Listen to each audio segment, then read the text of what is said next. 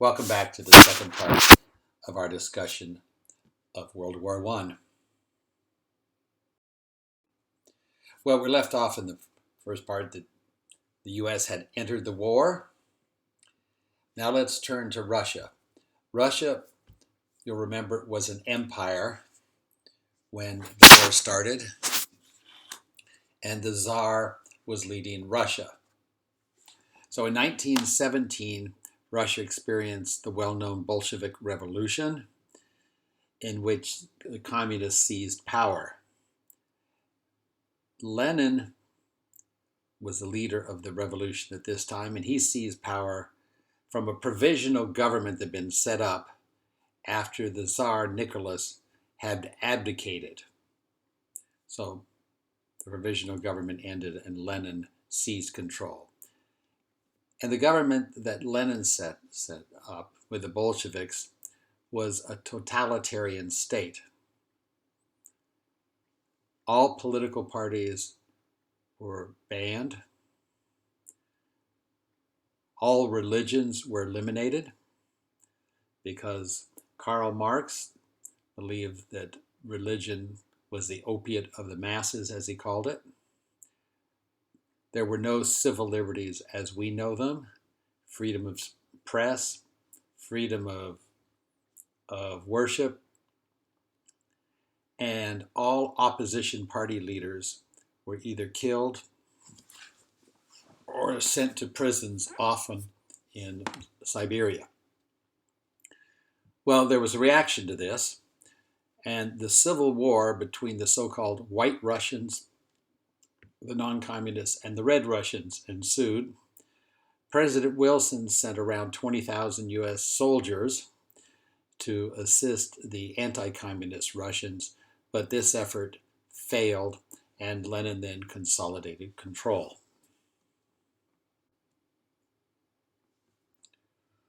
Now, President Wilson, for his part, wanted to end the war on a very idealistic note. You'll recall that he was a pacifist. He felt that there should be no more war, and so the U.S. had just ended, really at the very end of the major catastrophe in Europe. So his 14 points included the following: no secret treaties. You will recall that the spark that set off the war, the assassination by a Serb of the heir to the throne of the Austro-Hungarian Empire, was literally a spark, and the gasoline, if you will, were these secret treaties among so many countries. So he wanted no more treaties that were secret. He insisted, as we saw before, on freedom of the seas, free movement in the seas. He wanted any barriers to trade. He wanted to reduce armaments, feeling that if countries didn't have militaries or strong militaries, they would be less likely to go to war. He wanted an end to all colonial empires. And he called for self-determination in Europe. And if you're not familiar with the term self-determination, it means the people in a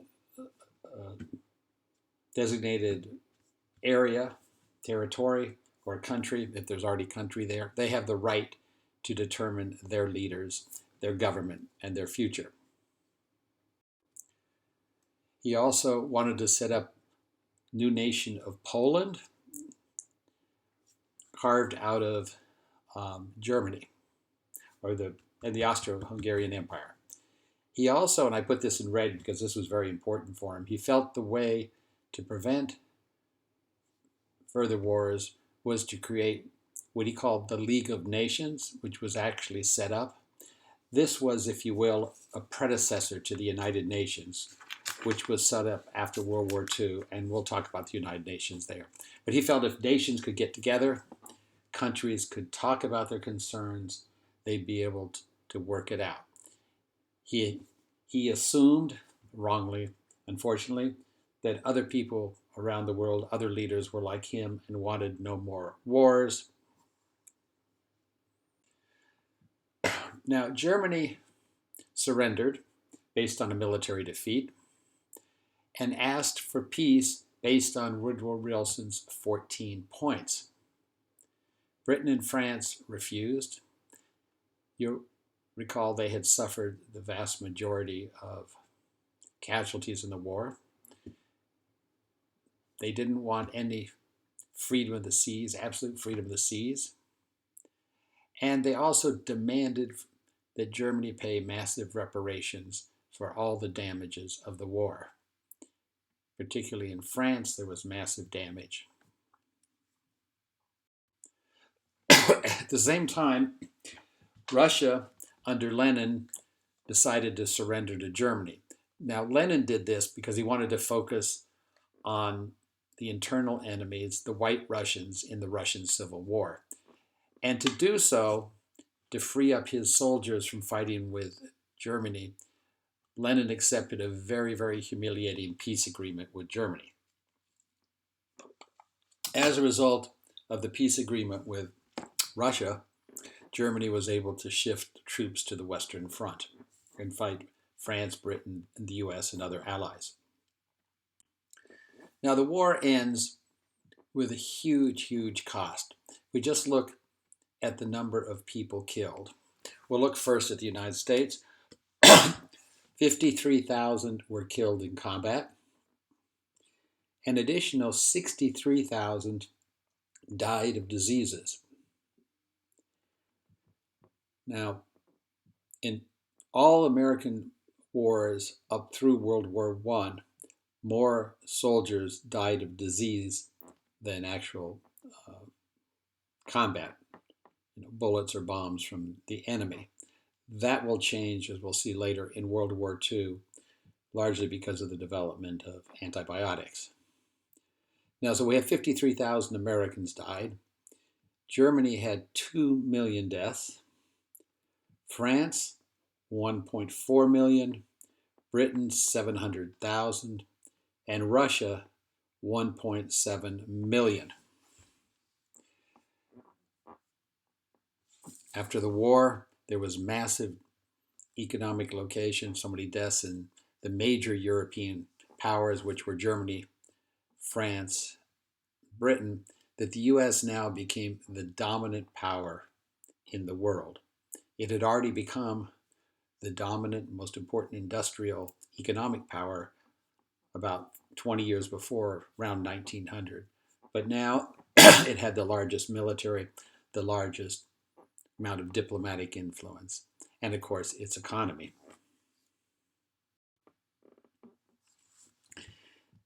Now, while peace talks were being pursued in Europe, President Wilson decided to spend 6 months in Europe without returning to the US. Of course, in those days, you couldn't just hop on a plane and fly across the Atlantic in 7 or 8 hours and be back in Washington. And he felt it was important that he be there. He was very much a hands-on president who didn't want to delegate. Well, the net result was he lost touch with politics in the US. He didn't understand that the American public, and particularly the Congress, simply did not support all of his 14 points, particularly the League of Nations. Now, while Wilson was off in Europe, the Republicans took over Congress in the 1918 election, and many Democrats did not share Wilson's idealism about the League of Nations being able to prevent all future wars. Now, in the peace agreement, Germany was forced to accept responsibility for the war, to admit that it had started it, it was responsible, and had to pay its entire expense. These are the so-called reparations that they had to pay France, Britain, and other countries. And we'll see this point as a major factor in the rise of the Nazi Party in Germany in the 1920s, and particularly Adolf Hitler's rise as its leader. The principle of national self-determination was abandoned in the peace negotiations, and the peace agreement known as the Treaty of Versailles Versailles is a French palace south of Paris, was reluctantly signed by the Germans. They were not going to sign it, but then the French privately threatened to invade Germany to force them to sign it, and so they reluctantly signed it. Now, Adolf Hitler, whom we'll see a lot, obviously, when we study World War II and the run-up to World War II, was a private in the army in World War I. He was from Austria, and he was badly wounded. He was temporarily blinded for several months, and he made a famous statement at the end of the war: "It cannot be that 2 million Germans have fallen in vain. We demand vengeance." And as we'll see when we look in the unit on World War II, during the 1920s and 1930s, Adolf Hitler was one of the leaders of the movement to seek revenge to the terms of the Treaty of Versailles. Now, for his part, President Wilson, who remember was very much an idealist, he refused to negotiate with the senators in Congress. And he said, no, we have to do it my way. This is the only way we can guarantee world peace, and we must set up a League of Nations. And many of the senators were concerned about losing U.S. sovereignty in some sort of multilateral organization like the League of Nations. So as a result, even though Wilson had spent 6 months in Europe, he had been one of the leaders in negotiating with the Germans. The United States never approved or ratified the Versailles Treaty. Here we have Europe after the Treaty of Versailles in 1918. And we can see now Germany is much smaller. We can see just to the east of Germany, in green, the new country of Czechoslovakia that was set up. Much of the country of Czechoslovakia had German-speaking population. And we'll see, as we move into the run-up to World War II, that one of Hitler's primary concerns early on was retaking Czechoslovakia, which he did. And he was allowed to do by the British and the French. But we'll talk about that later. You can also see the Ottoman Empire is no longer there in southeastern Europe. We have a number of countries there. Yugoslavia was a new nation that was set up, as was Poland. And you recall Woodrow Wilson's, one of his 14 points was to set up Poland. Now turning back to the United States, the war ended, but there was a lot of domestic turbulence in the U.S. As is typical after so many wars, when there's a decrease in industrial production for the war, there was an economic recession, and this led to many strikes by workers. And in the North, notably, there were many race riots because we saw the Great Migration of blacks moving to many northern cities to work in the factories or other work. And once the war ended, many whites in the North did not want the blacks to stay there, so you had race riots. You also had the famous Red Scare, red here referring to Lenin, the Bolsheviks, the communists in Russia, soon to become the Soviet Union. And there were many bombings at this time. Bombs mailed in packages to people's homes, government officials' homes, bombs in public places.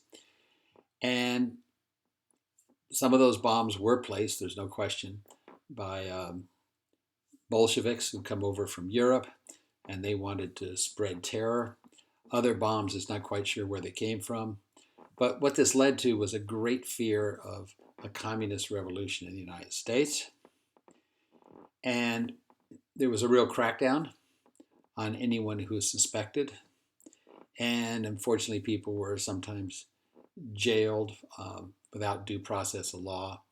And historians generally agree that this incident, is probably the largest violation of civil liberties in U.S. history.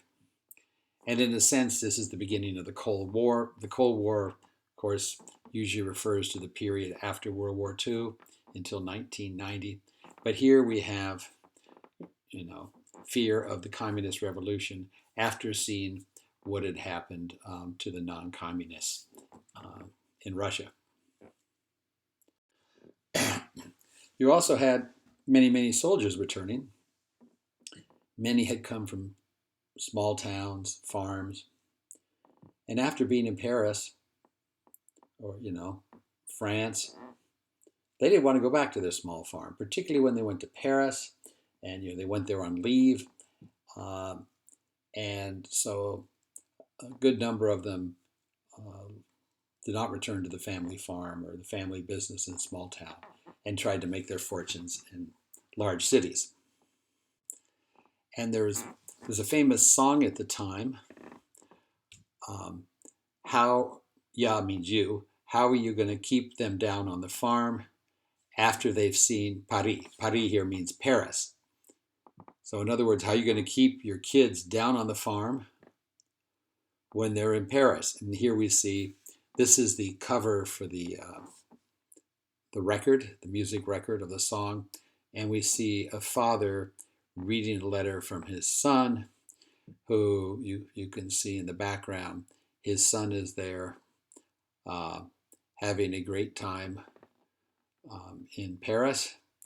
And I was trying to upload the song but I couldn't figure out how to upload it here onto the PowerPoint.